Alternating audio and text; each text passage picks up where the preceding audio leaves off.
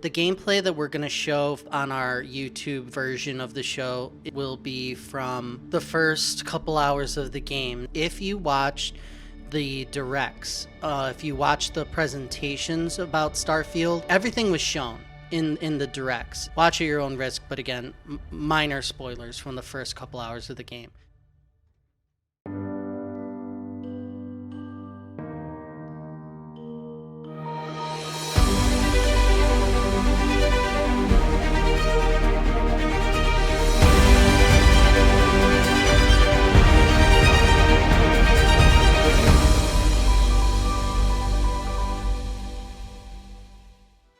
Welcome to Starfield Explorers, the podcast where we dive deep into Bethesda Game Studios' most ambitious RPG of all time. I'm your host, Antonio, aka Hypecaster. You can find me and the rest of Team Megadads at megadads.org or Megadads on YouTube. That's where you can find the video version of this podcast. We are also available wherever you get your podcasts, Apple, Stitcher, Spotify, just all the stuff. We want to hear from you. Be part of the show. Leave a comment or a question under the show posted on YouTube. Again, that's Megadads on YouTube. We're in the podcast section. I'm joined by my co-pilot and best bud, the illustrious Clay Howard. Howard, you are glowing. How are you? I'm so good. I'm full of hours and hours of Starfield, so I'm doing just wonderful. How are you? I was gonna say you have like a healthy, like post-sex glow to you, but you actually look like trash. You have not slept much, have you? Yeah, sleep is for You're on the babies. verge of death. It's incredible. I'm joined by the navigator himself, king of the cosmos, guru of galaxies far and wide, David Jones. Big D. Co-host number 2. How are you doing, Big D?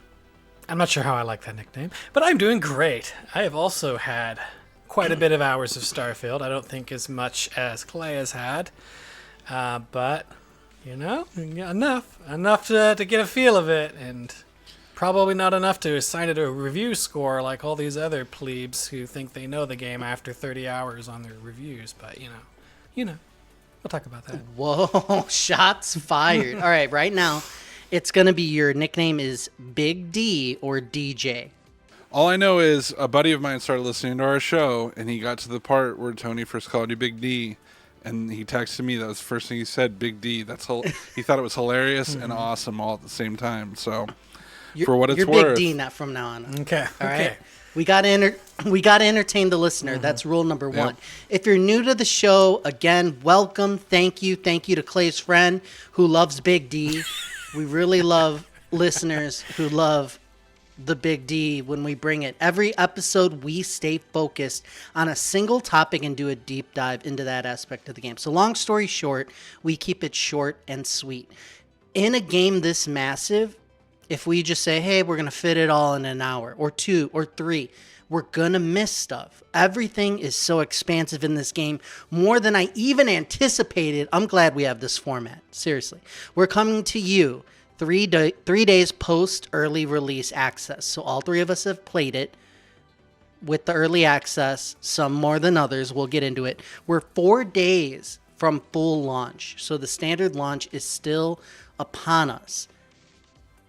But before we get into our main topic today, I like to say, David, engage the hyperdrive. Engaging. As he sips his beverage. It's time for our Lightspeed segment where we give our audience a chance to get to know us by answering a quick question. Today's Lightspeed question. Your launch day experience, how did it go? Clay, what happened? all right. Give the listeners what they want. What happened? Yeah, so Thursday night, came home from work, had a late work night, came home about an hour after everything dropped.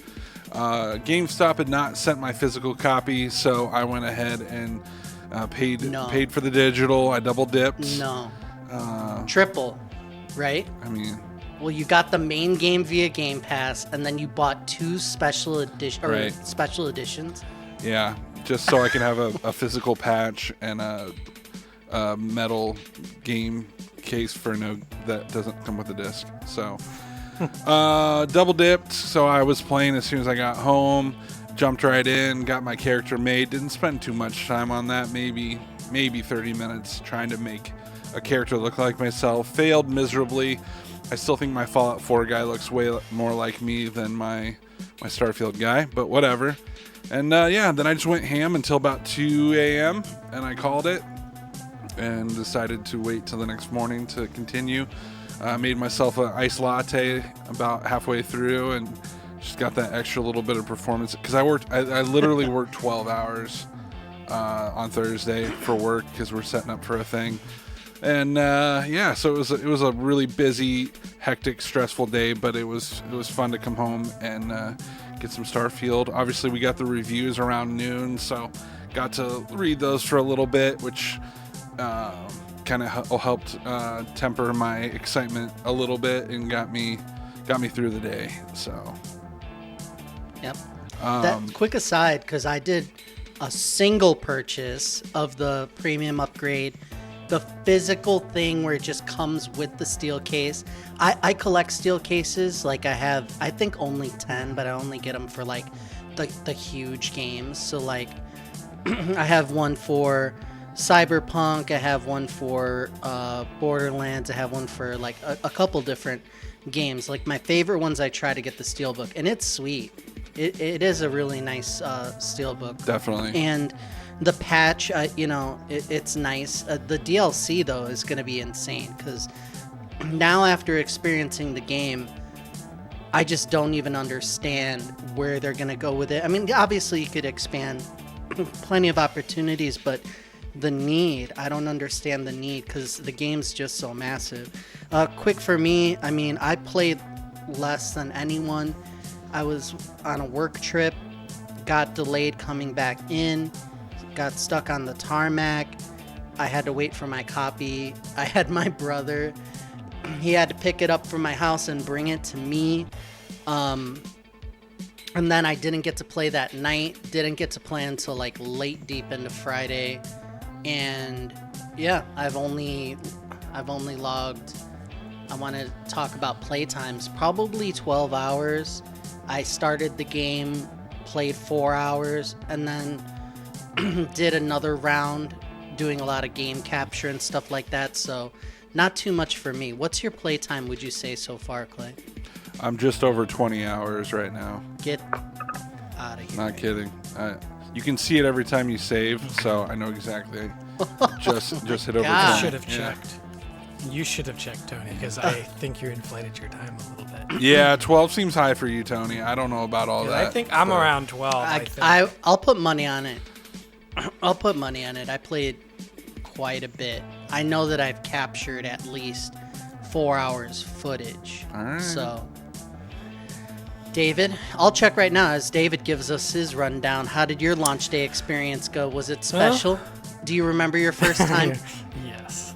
I mean, I was at work for most of the day because I also worked, so I was just kind of like doing the same thing Clay was, reading reviews, listening to views in my headphones at work while I was working, and just kind of, getting ready. And then, because I'm on in Pacific time, so, the second I got off work was also the same second that Starfield unlocked. So it was literally just me trying to get home to play it as soon as I can. And yeah, did character creator, had a lot of fun with that, played through the intro. I think I only played about 2 or 3 hours that night because I had work in the morning. Did not have the day of Friday off, unfortunately. So it wasn't as long as I'd like it to be, but it was very exciting to get because Bethesda's intros are so iconic. Because if you play new characters, you always see that intro over and over again, and it was just really special to sort of experience the new Bethesda intro for the first time.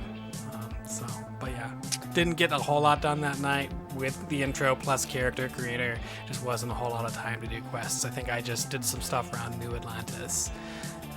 Maybe got to Mars. I'm trying to remember. I did that the first night, and then went to bed. Are you pushing yourself like to late night play then, or are you just sticking to your regular human schedule, not becoming a beast to play the game? I've mostly just been getting up. Like today, I got up early rather than stay up late, since I'm just not throw off my sleep schedule too much. And then this is Wise man, very wise. so. And rather than stay up super late, I got up at 5 a.m. to start playing today. Yeah. Yeah, I got up super early as well. I got up early intending to play at 6 and didn't get on until like 8:30, which is it's terrible. Being a dad, folks, it's insane. So that is a great segue to our main topic today. We're here. It was a hard wait at the end there. I was freaking out. We were like messaging on Discord like at the edge of our seats. The reviews hit, and then we saw it. Today's main topic. Starfield reviews are in. Let's react to the reviews. Clay, what did people say? What's the review roundup? All right, man. What's the consensus? This was a mega thread I found on Reddit. This is outdated. I probably should have pulled up a more outdated. But when I pulled it on Thursday, it was an 88 out of 100. It's probably changed since now. But to hit some of the reviews here, Games Radar gave it a 5 out of 5. PC Gamer, 75 out of 100. Forbes, 9.5 out of 10. Screen Rant, 4.5 out of 5. Gaming Trend, 90 out of 100. 4 out of 5. 10 out of 10. 4 out of 5. 4 out of 5. 8 out of 10. So, yeah. So, a lot of near perfects, a lot of perfects, and a lot more like 75%, 7 out of 10s than I was expecting. Which was a little shocking. I knew there was going to be perfects. I knew that we'd get some really good ones, but there was some not so good ones that kind of caught us all off guard on Thursday. I was expecting one mainstream outlet to do a 7 of 10 because that always happens with a big game because they want to be the one that ranks the lowest because then everyone wants to go to them to see why they didn't like it. I think Polygon's done that in the past. I think there's been a few other times, and there's usually one outlet that kind of like underscores it a little bit because they want those clicks, But I was surprised that it was like at least 2 or 3 major outlets gave it a pretty average score, which was surprising. Were we right? Because we predicted what was going to happen, or were we surprised by everything? And I think this played out exactly how I thought. I think that I said after everything shakes out, it was going to sit at like an 8.5, 9, somewhere in that range. But a legitimate, 9.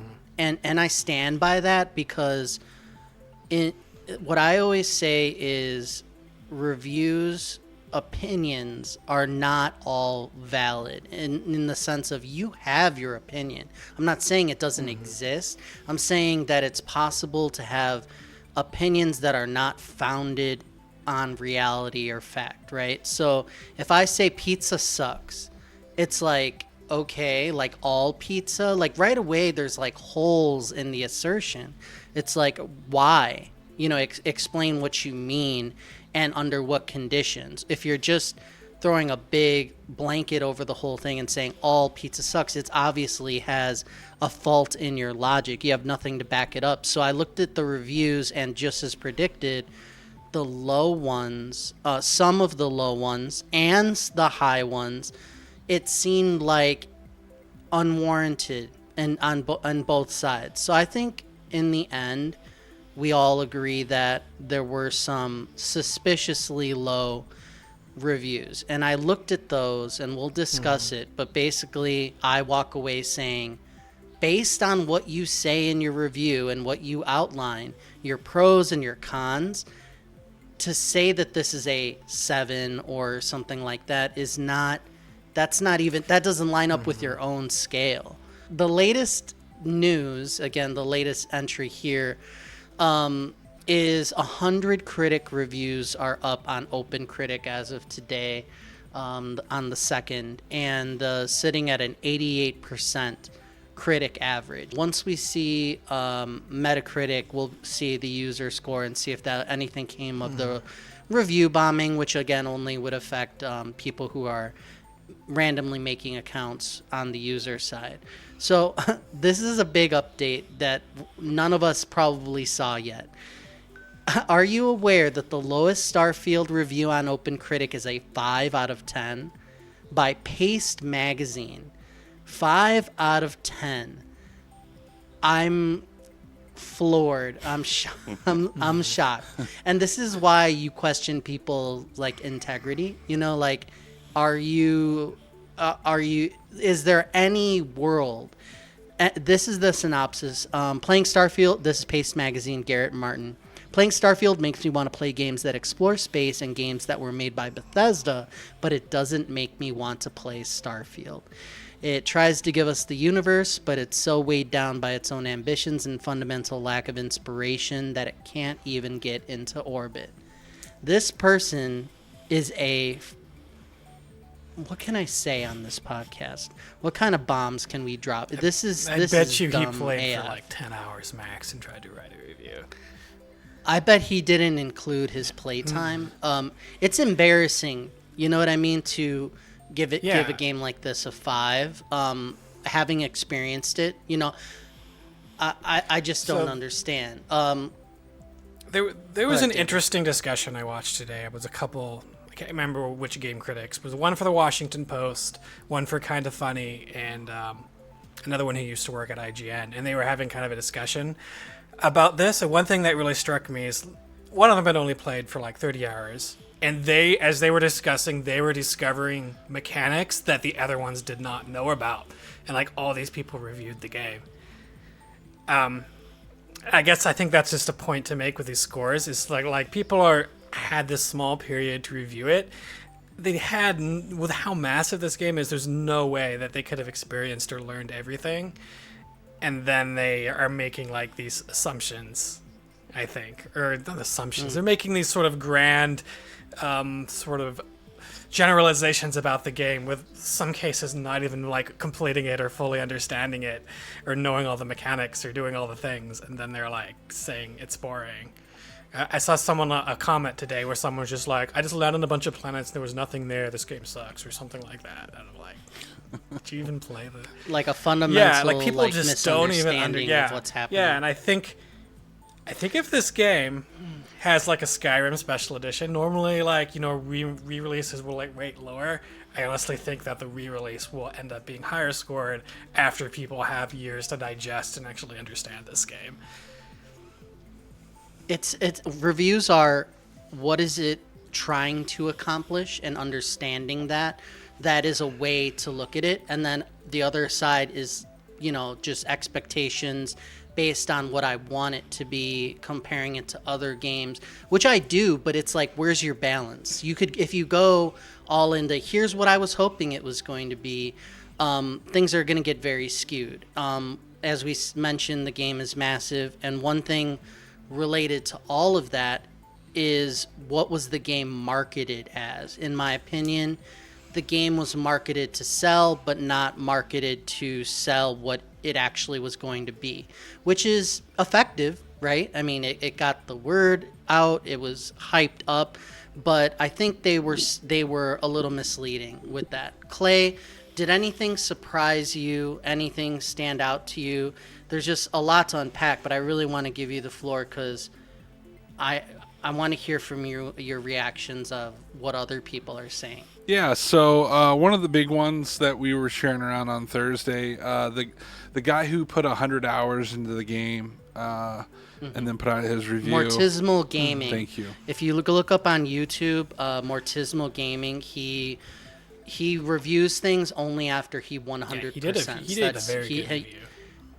Yes. He gets all the Definitely. achievements in games, whether it be 150-hour RPGs or all sorts of things. He plays long games to 100%, and he just plays games for a living. So go ahead, Clay. Yeah, and he had a lot of great things to say. I agree with David. It was a fantastic review. I guess one of the things that kind of shocked me was how not buggy he found this game to be.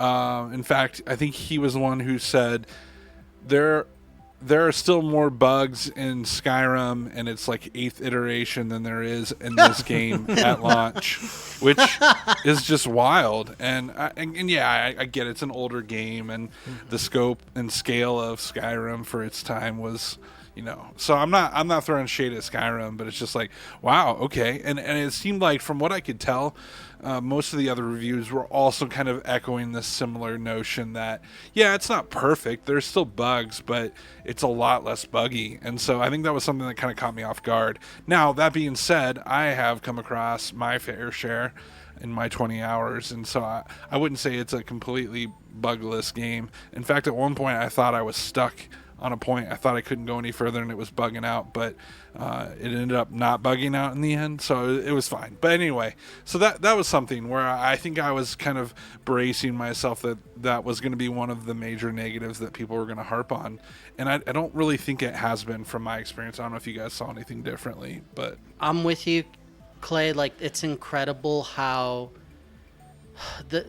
I was surprised that so many people could release reviews. To me, I wouldn't feel comfortable releasing a review on a game like this under the embargoes that these people had, because when you do talk about someone like Mortismal Gaming, who completed it, he's absolutely in it's going to be a rarity. And from my short experience, my main takeaway is that the game is absolutely massive, and the fact that the gameplay mechanics evolve over time over the main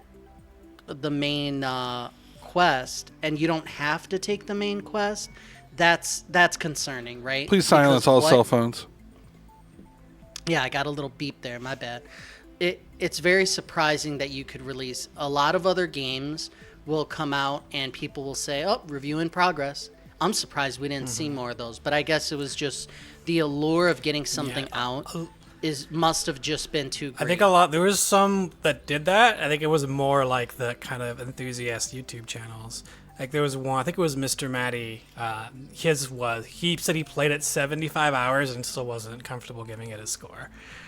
But there shouldn't be reviews out on this game. Yeah. All right. There should be like 5 reviews out, and there's 100, and it's odd.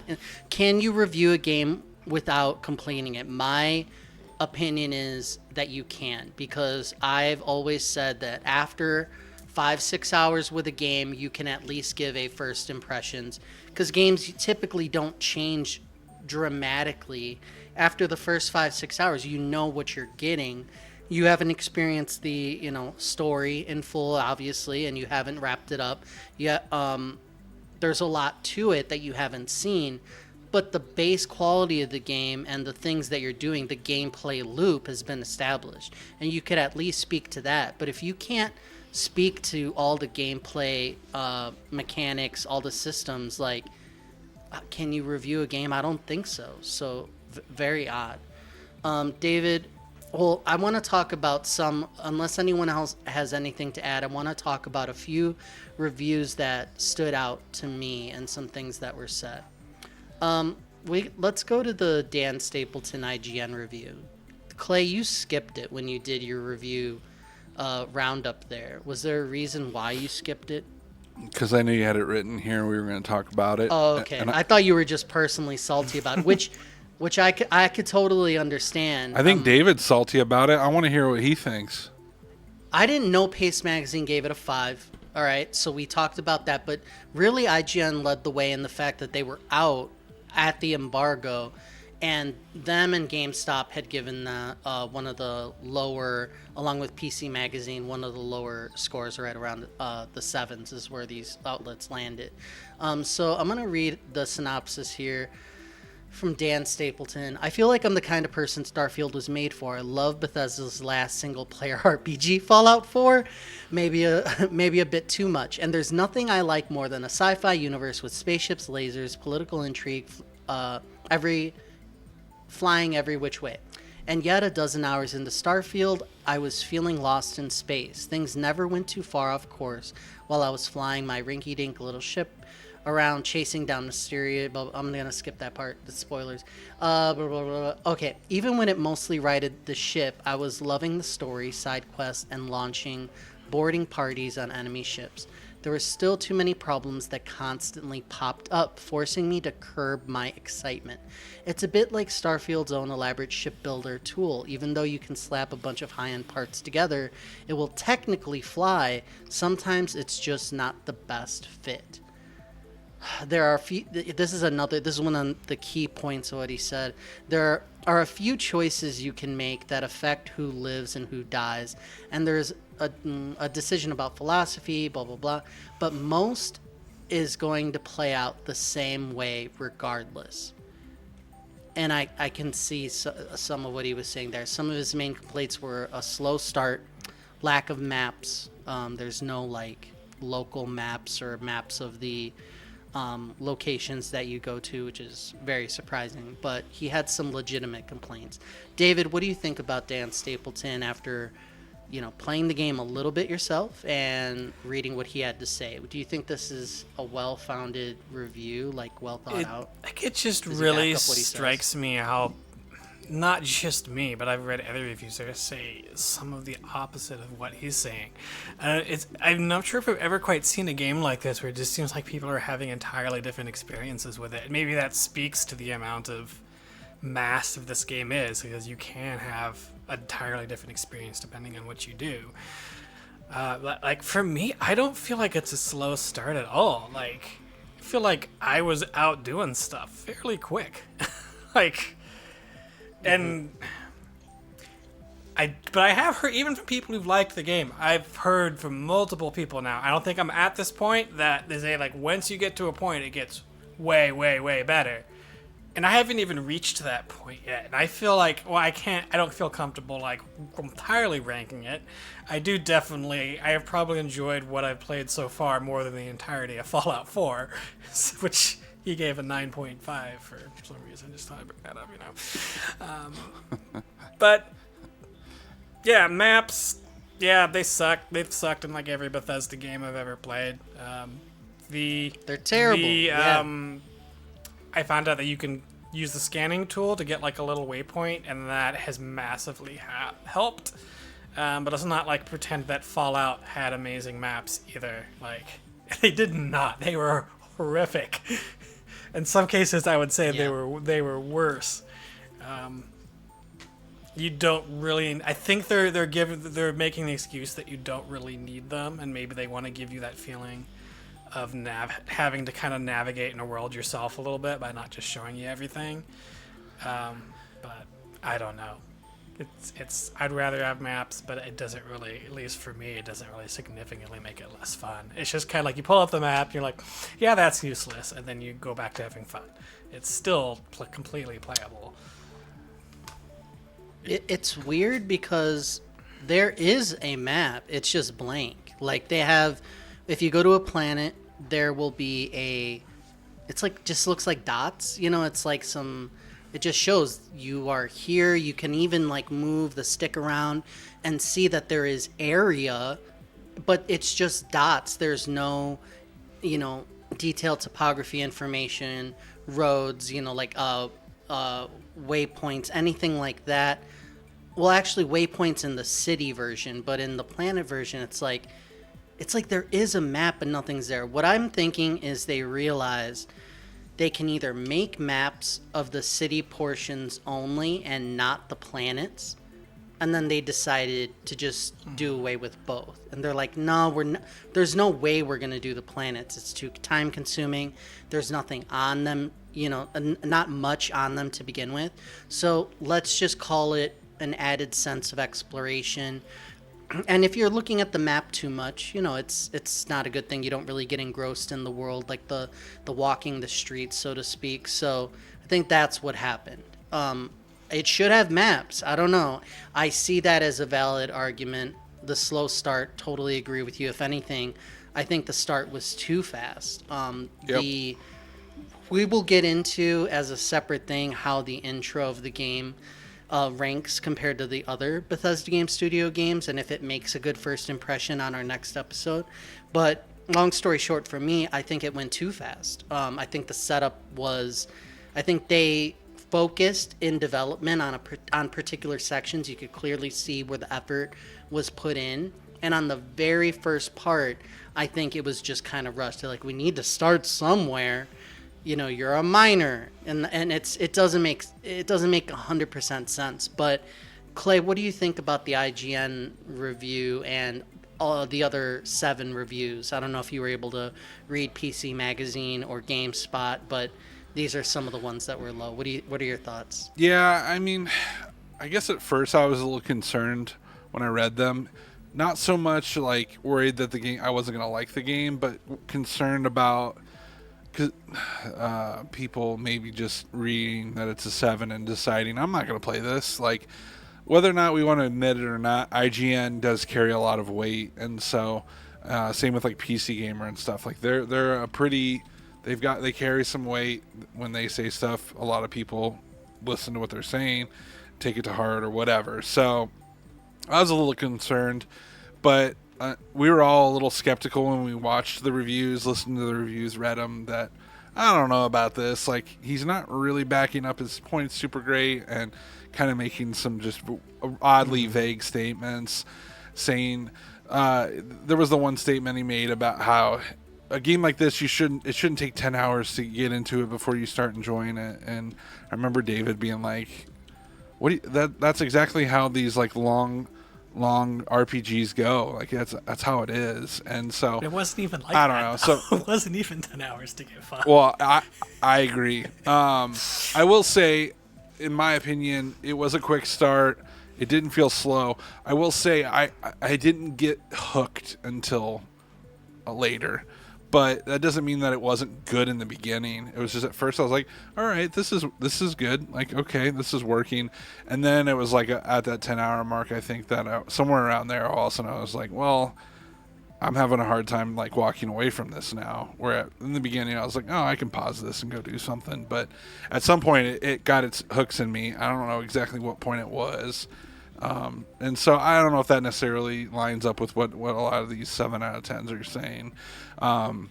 Like you said, Tony, I can see where some people are coming from with maps and navigating that kind of stuff. It's convoluted and all that. Mm-hmm. So I get it. But the way I think of it is it just takes time to learn it. Once you learn it, you'll be fine. And so I just kept saying to myself, well, it's clunky now, but after I do this enough, like it'll get quicker. And I feel like I'm already getting better at it. So I wouldn't necessarily fully agree with these 7 out of 10. I don't think it's a perfect game by any means, but I don't know. I just think that a lot of people are looking at the game as something different than what it is. And I know we've talked about that a lot on our show, but I think that if you just shut up, play the game, and enjoy it for what it is, you'll realize really quickly this is a fantastic Bethesda game. It feels like a Bethesda game in all the good ways. And it's super enjoyable. So I don't know. I think 7 out of 10's a little crazy. I definitely. The way that I put it, I'm sorry. Go ahead, David. I was just gonna say I do agree that there are some flaws too. There was actually one that that I do agree with out of the reviews that I read.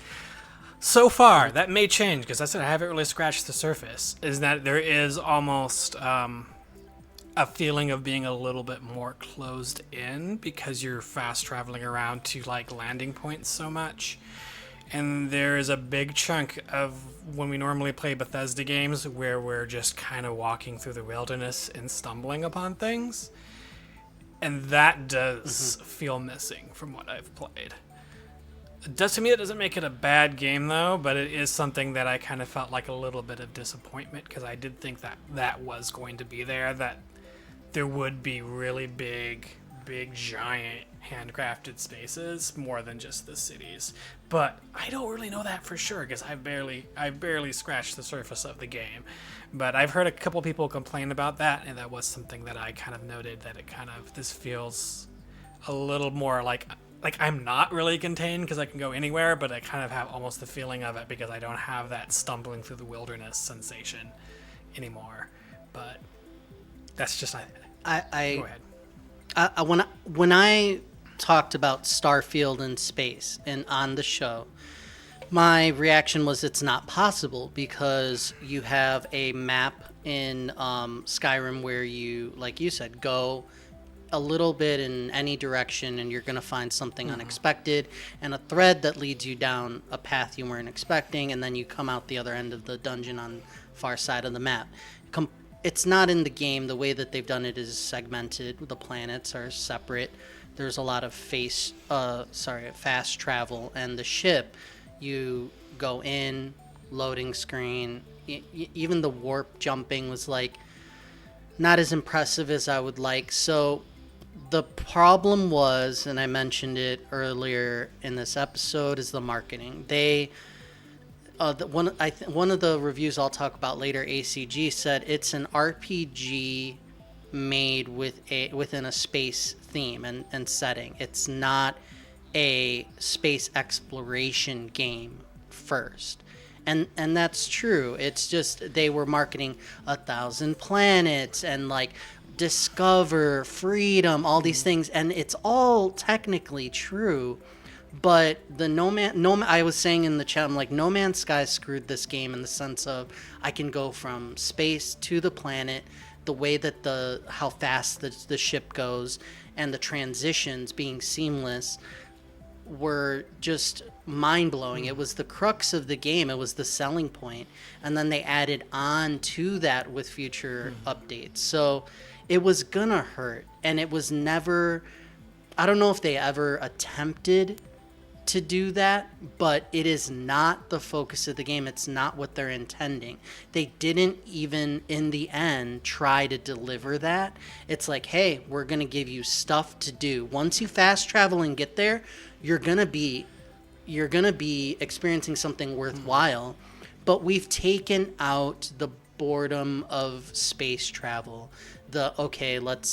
There's I don't know if you've ever played not Star Citizen, with EVE Online. So you just go, and if it takes longer to get to point A to point B, it makes you, even with their light speed travel, whatever it is, it makes you wait longer to get there in real world time. And they removed all that. Yeah. For good or for not, I don't know.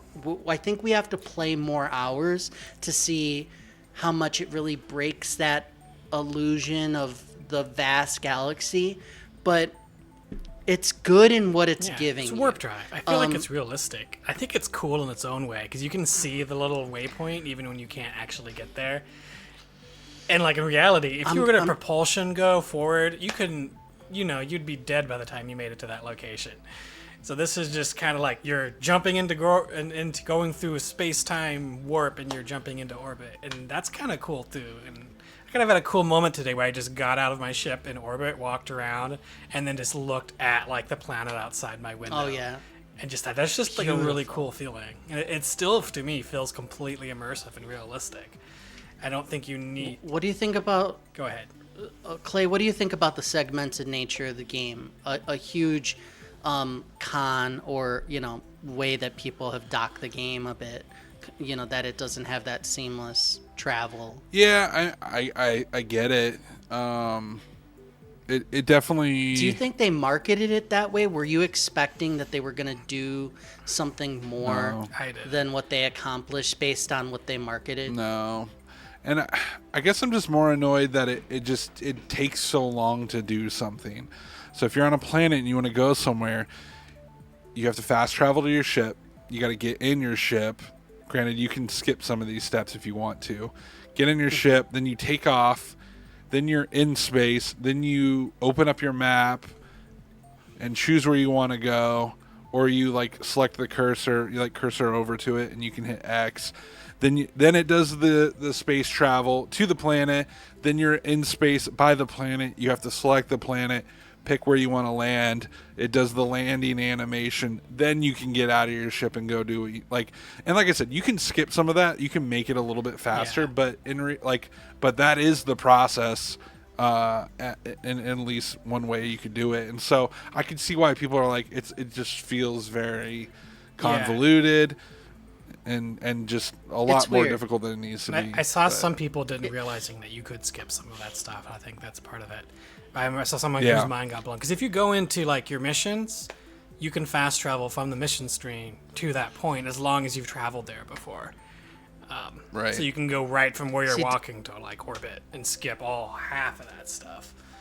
But Doesn't that just it highlights how crazy it is to try to please people? Some people are like, I want to fly from orbit down to where I want to be on the planet, and I want the planet to not have any barriers. I want to walk around the whole thing, even though it's going to be mostly empty. And then other people are like, can we make this even faster so I don't have to go like 3 clicks? Can it be 1? And it's just like, I don't think they can. You can't win. It's too difficult to make the vastness of space in a game and either make it realistic or make it fun. Yeah. It's two opposite things. I was saying I was never expecting that space part to be more than what it was. I think my disappointment was I was expecting there to be 2 or 3 planets that were Skyrim size, say, that I could then like fully explore with handcrafted. I thought there might be, I knew majority of the game was going to be procedurally generated, but I thought there would be some really, really big handcrafted spaces. And I have, at least from what I've played yet, have not seen anything to that scale yet. But I've seen a lot of every place I've been has been super cool. And to me, that's not like, I would not like knock that more than like a half point for that because everything else is still so amazing. Absolutely. I want to read this one from GameSpot. They were 7 out of 10. Starfield is undoubtedly impressive in scale, from the sheer number of star systems and planets you can explore to the multitude of gameplay mechanics that tie the experience together. But once you start to see all these big ideas are interconnected from a narrative perspective and technical standpoint, the illusion of a grand cosmic voyage shatters and the veneer starts to wear thin. It's missing an earnest... Oh, and that's one point about scale. This one is interesting. It's missing an earnest examination on the nature of humanity's place in space, even when it tries to be self-reflective. I was never asking Starfield to lecture me on quantum physics, but I hope for a story that wants to pay reverence to scientific philosophies that make the genre intriguing, to give those concepts their necessary respect. These kind of moments highlight the illusion of choice, where supposed moral quandaries boil down to vague differences in philosophy, and it extends across the story through the final encounters. And it's just talking about how the nature of choice. A lot of these reviews said that, again, like the first one we read, it's like you have some illusion of choice. You go this way or that way with the factions and the way that Bethesda games do things, but nothing really means that you're affecting the game in any huge way. Again, I think other games have hurt Starfield in that we have unprecedented player choice and effects on the world. There are games now where you do something in a quest and the overworld changes in some dramatic way, and it's not possible to do something like that in Starfield. You can't make a choice that's going to affect the whole galaxy or whatever. It's just not the way things work. So your impact, not only on the universe, but even in the quest, this is the way it's always been. You either go with the guys who are dressed in yellow or the guys who are dressed in blue or whatever. And that's the way that it's been. And I don't think that takes away from it being compelling. I just think there are limits. So I just don't think that expectation is, I don't want to say fair, but I don't see it as some big negative. What are your thoughts? Any thoughts on what you've seen so far as player choice in the little time you played, or consequence? David, anything? I mean, I just don't think I've played enough to really... There's so much going on here. And, like, there's obviously some things within what I've played. I've done a lot in sort of, like, the kind of cyberpunky planet. And there's been occasions where people could have lived or died. How much that really affects anything more than those NPCs? Like, yeah, it's not like as you said, like, a choice you make on a random planet isn't going to crack the universe in half. And like what are you supposed to do really when it's this big, I and this don't- many yeah. planets? And I think it's fine. I don't really Agreed. need that. I want to just feel like I am lost in space. I want to be a speck. I don't need to be cracking the universe in two with force magic or riding a space dragon or something. I don't know. Let's wrap it up with the pros, with the hype. ACG on YouTube rates games on a buy, wait, or never touch rating system. He says it's worth buying. Some notable quotes. Starfield has flaws, but they fade away. It has phenomenal sound work. It's easily my favorite soundtrack of the year, bar none. And this guy in particular, he takes every game and breaks it down based on sound, voice, gameplay mechanics, fun factor, the whole thing, and he takes it piece by piece. I strongly recommend ACG on YouTube for reviews of all kinds. He also says there's something about Bethesda games, some magic that they're able to create, something that they're able to do that makes me want to continue to return to them despite any little issues I may have. And Starfield is absolutely that as well. I'm with you, Clay. When I read, I was a little concerned. I'm like, it's a little concerning. I'm seeing 7s and all that. But when I look at what people are saying, nothing seems to me like I'm happy. I am happy. Nothing seemed like it was, nothing's terribly broken with the game. It seems like it delivers in ways people haven't even experienced yet. That GameSpot review says played 55 hours. That's the tip of the iceberg. It's the tip of the ice. Clay played 20 hours in 2 days, and he's seen nothing. Have you seen anything yet, Clay? Nah, man. You've seen I nothing. couldn't imagine trying to write a review for this game. Even And they were rushing. Yeah. They were rushing. They probably through. mainlined the main quest, and just did nothing. They had else, to which yeah. is historically the absolute worst way to play a Bethesda game. Yeah. I mean, it just doesn't add up with the type of game it is. So we'll wrap it up, but the reviews are in overwhelmingly positive. Some 7s, but in my opinion, all great games have the flaws. Zelda Tears of the Kingdom had the flaws. GTA had flaws. Horizon, God of War had just a couple. You know what I mean? Like, everything has flaws. Nothing's perfect. Thank you so much for joining us on this episode of Starfield Explorers. We are everywhere, so please leave a review and rate us on your podcast feed of choice. Please leave a comment on YouTube. We are so happy to be here with you now, post-launch. Special edition. Standard launch coming soon. Thank you for being here, everybody. We'll see you next episode as we travel through the stars.